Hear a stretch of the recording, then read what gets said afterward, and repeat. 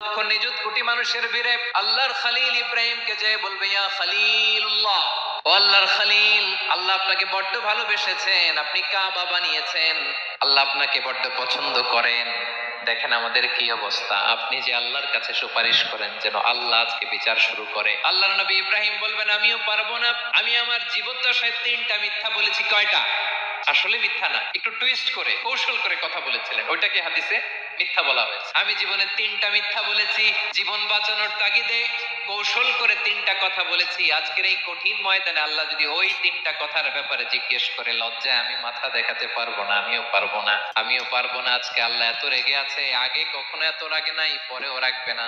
তোমরা সবাই মিলে বনি ইসরাইলের নবী মুসা আলাইহিস সালামের কাছে যাও। সবাই এবার যাবে মুসা আলাইহিস সালামের কাছে, যেয়ে বলবে ইয়া নবী আল্লাহ মুসা, আপনি ছিলেন কালিমুল্লাহ, আল্লাহর সাথে সরাসরি কথা বলতেন। রব্বুল আলামিন আপনাকে তাওরাত কিতাব দিয়েছেন, আপনি যে একটু সুপারিশ করেন। আল্লাহর নবী মুসা বলবেন মাফ করো, আমিও পারবো না, আমি দুনিয়ার বুকে ভুল করে একটা মানুষকে মেরে ফেলেছি। আমি মারছিলাম আদব শিক্ষা দেওয়ার জন্য এক থাপ্পড়, থাপ্পড়ে যে ওই লোক মরেই যাবে আমি জানতাম না। আজকে আল্লাহ যদি জিজ্ঞেস করে কেন মারলা, জবাব আছে।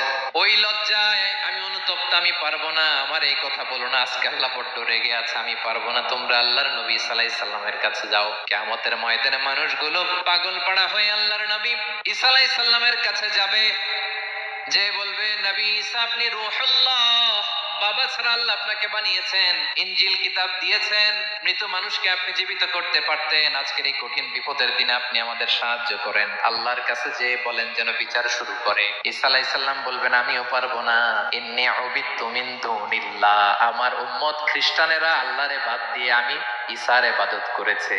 আমার মা মেরি আর আমাকে ডাকতো জেসাস ক্রাইস্ট, আমার ইবাদত করেছে। যদিও আমি আমার ইবাদত করতে বলি না, ঈসা আলাইহিস সালামও ইবাদত করতে বলেছেন একজনের, তিনি কে? আল্লাহর নবী ঈসা আলাইহিস সালাম বলবেন আমিও পারবো না। আজকে আল্লাহ অনেক রেগে আছে, আমি পারবো না। তবে একটা পরামর্শ দিতে পারি, একটা সাজেশন দিতে পারি। আজকের দিনে এই কঠিন মুসিবতের কালে, এই কঠিন সময়ে কেউ আল্লাহর দরবারে দাঁড়িয়ে একটা টু শব্দ করার ক্ষমতা কারো নাই, একমাত্র আখিরি জামানার পয়গম্বর বিশ্বনবী মুহাম্মদুর রাসূলুল্লাহ ছাড়া। মানুষগুলো এবার আগুনের মধ্যে পানি দিলে যেমনি আগুন নিভে যায়, দাউ দাউ করা হৃদয়ে জ্বলন্ত আগুন তাদের ঠান্ডা হবে। কিয়ামতের ময়দানে ওই বিভীষিকাময় সময়ে মুসিবতের কালে মানুষগুলো পাগল হয়ে বিশ্বনবীকে খুঁজতে আরম্ভ করবে। সবাই মিলে বিশ্বনবীর কাছে যেয়ে বলবে ইয়া রাহমাতাল লিল আলামিন, ইয়া খাতামান নবীন, রাহমাতাল লিল আলামিন। দেখেন আমাদের কি অবস্থা, কি কঠিন বিপদে আমরা আছি, দাঁড়াতে পারি না, সূর্যের আলোতে ঘেমে হয়রান।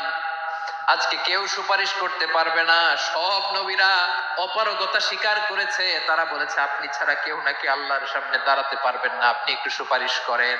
বিশ্বনবী বলবেন আসো আসো, আজকের দিনে আমি ছাড়া আল্লাহর সামনে কেউ দাঁড়াতে পারবে না। বিশ্বনবী মাকামে মাহমুদে যে আল্লাহু আকবার বলে সিজদায় লুটিয়ে পড়বেন, আল্লাহ রাব্বুল আলামিন বিশ্বনবীকে এমন কিছু চমৎকার শব্দ শিখাবেন, ওই শব্দগুলো দিয়ে আল্লাহর প্রশংসা করে বিশ্বনবী কাঁদতে আরম্ভ করবেন। বিশ্বনবী এমন ভাবে অজর দ্বারায় সিজদায় লুটিয়ে পড়ে কাঁদবেন, রব্বুল আলামিনের রহমতের দরিয়ায় জোশ লেগে যাবে। রব্বুল আলামিন এই দৃশ্য থেকে সহ্য করতে পারবেন না। রব্বুল আলামিন বলবেন ইয়া মুহাম্মদ ইরফা রাসাক,